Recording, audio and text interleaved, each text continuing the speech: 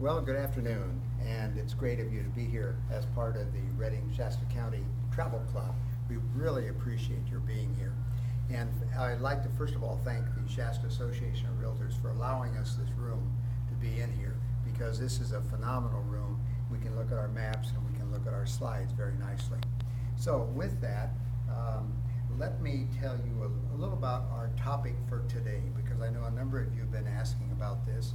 Our topic today is going to deal with Northern Europe. We recently had the occasion to take a cruise ship and go into Northern Europe, and we started in Iceland.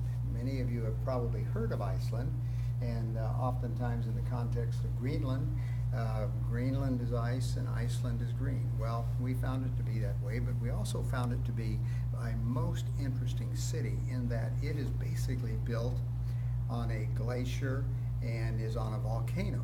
And we got to travel throughout the island to take a look at what's there. It's a beautiful place. If you're a hiker, it's one of those died and gone to heaven experiences. From there, we traveled to Stockholm, Sweden, and then we spent 2 weeks traveling up the Baltic all the way to St. Petersburg. So we had a wonderful opportunity, a wonderful occasion to see Scandinavia in its fullest. And of course, we were there at a beautiful time of the year. It wasn't cold, we had long days, we had mild temperatures. It was very, very pleasant. Probably one of the highlights would have been St. Petersburg. And the reason we say this is that we were there a number of years ago. My wife and I traveled there about 25 years ago, and from that point in time to now, it's like night and day. In fact, as one of our co-travelers said, this reminded him of Disneyland on steroids. It was that impressive. Very, very busy. Of course, the highlight was the Hermitage. The Hermitage is unbelievable. It is just a huge, huge, gorgeous museum. The Russians have taken years to bring in some of the world's finest artifacts, and they're all there to be shown to the public. It's massive. It's like the Louvre in Paris, and in some ways it's even newer and more modern than the Louvre in terms of their collections. The Russians are very aggressive in bringing collections from all over the world into the Hermitage.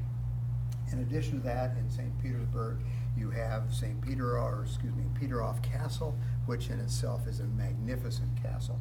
We had a chance to go there, and we'll see some pictures of this, as well as the gardens of Peterhof, which are magnificent with the big, huge flowing water, the big fountains that are actually orchestrated, much like you would see if you go to Las Vegas and go to some of the resorts there with the flowing water.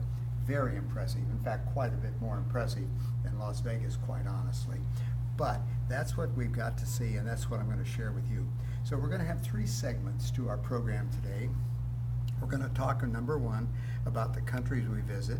Then we talk about the cities that we visit. And then number 3, we're going to talk about my favorites, what I think of those cities and why I think you should go there.